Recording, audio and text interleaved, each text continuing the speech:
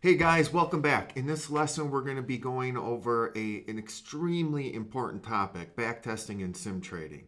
The lesson's short, but once again, this is something that you really need to focus on. This is where all of the hard work is going to come in from your perspective. You should have a pretty good grasp on the trading strategy by now. You should be able to easily spot a setup in the market, have an idea of how you're going to manage that position once you're in a trade, whether it's flexible or dynamic. So now's the time to really start getting into backtesting and sim trading. Backtesting is going to give you the confidence to pursue a trading strategy, whether it's this strategy or whenever you're trying to develop your own strategy. The backtesting is going to kind of give you the ideas of whether or not the strategy has legs and if you should put some time into it. Simulated trading is going to give you the confidence that you can trade your strategy live. Obviously, when you backtest, your results are going to be different than when you're going to sim trade because now you're trading in a live environment. And then when you go from sim trading to live trading, typically your results are going to be a little bit different as well because now you have the psychological and the emotional standpoint involved in your trading because you're dealing with making and losing money. You should backtest a strategy for a minimum, in my opinion, of 50 trades and make sure that you do it over different time periods in terms of trends and volatility. For example, you wouldn't want to test a strategy and only be testing on days that are big, strong uptrends because maybe your strategy is going to perform differently on a downtrend day or when the market gets range bound. After you've done that and a strategy shows that it has some legs is when you're going to want to begin sim trading. When I began sim trading at Great Point, I don't know the exact amount of time, but I think it was between 60 and 90 days. And remember, I was trading full time. Every Monday through Friday, 40 hours a week, I was in front of a screen trading. It was somewhere between 60 and 90 days before I ever went live. And a lot of people will argue with sim trading, saying that emotions aren't involved, etc., and saying it's not worth your time. And I completely disagree with that statement or anybody that thinks that way.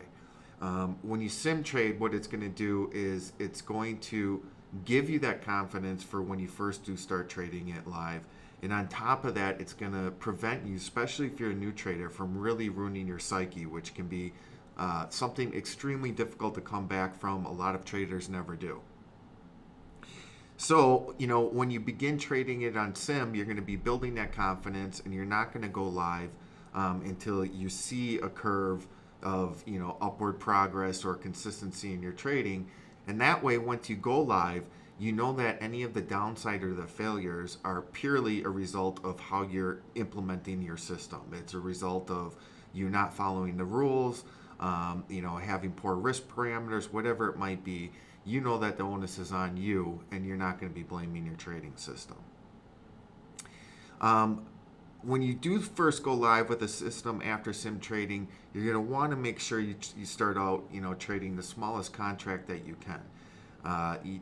Even whenever you trade, it has to be money that if you were to lose it, it's not going to affect your lifestyle. But that doesn't mean that right when you start trading live, you should risk all that money because in the beginning as a new trader, you're going to make mistakes. You're going to have bad habits. Things are going to happen and you are going to lose some money. So why make it any amount of money that is significant? It would just be foolish. You're increasing your odds of just destroying your psyche. Don't do it. Backtesting and sim trading never end. Backtesting is very useful after you've gone live because in reality, once you started a trade journal and you have live trading, you now have the most accurate data. The data that's going to predict, how this is actually going to perform when you yourself are trading it in a live market. Use your trade journal to identify what you need to improve on. And, as you go through your trade journal, an example might be you notice that you don't have a whole lot of big winners. You struggle hanging on to your winners. So you can look at that, dissect it, and then you can look for ways to tweak your strategy to improve that or whatever it might be that you need to improve on. An example of that might be, when you open a position, in order to hang on to winners longer, now you always hold through one major pullback. Something extremely important always to be doing. I also am always continually sim trading whenever I think about implementing anything new to my strategy. I haven't done it for a while, but an example of it would be it really hasn't changed my strategy. I've been using volume by price more in my charts. It's just been to find some more support and resistance zones rather than always going out to my daily chart. So it's not something that I'm actually using yet live in my trading strategy, but I do look at it every day as I'm trading it live, to see if that's going to be beneficial for me. And then I'll go back after a period of time and I'll look at my actual trades and say, hey, how did the trades react when I was around these S&R levels? Should I have held longer? Did it have any significance or any impact? And then I can tweak my strategy accordingly. Next, what are you going to track? It's pretty simple. You're going to want to track the date of the trade, the security that you're trading. So if you're trading like the S&P 500, it'd be the ES. Your position, whether you're going long or short on the trade, when you opened the trade, when you closed it, the entry price, the exit price, what strategy you're using. So for example, with my strategy or the Order Flow Pro, it could be was an exhaustion an exhaustion setup or an absorption setup. You can also do things like track what the tick count was at the time. You can really track anything that you want because eventually you are going to tweak all of these things. Another thing to be tracking is, your risk management. What are you using for stop loss and take profit? And down the road, you're going to be looking at that and saying, what can I do to improve on it? And then finally, your P&L.